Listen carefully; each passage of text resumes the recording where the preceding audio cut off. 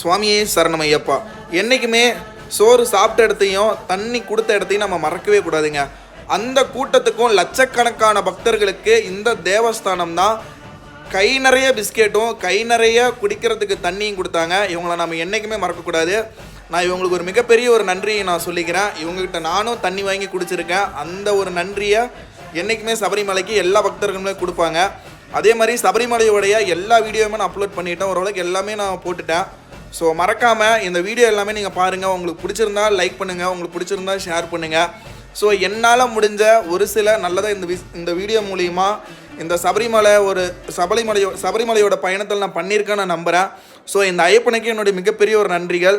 சபரிமலை பக்தர்கள் எல்லாத்துக்குமே ஒரு மிகப்பெரிய ஒரு நன்றி, ஒரு பெரிய ஆதரவு எனக்கு கொடுத்தீங்க, நிறைய சப்போர்ட் பண்ணீங்க. அவங்க எல்லாத்துக்குமே ஒரு மிகப்பெரிய ஒரு நன்றி.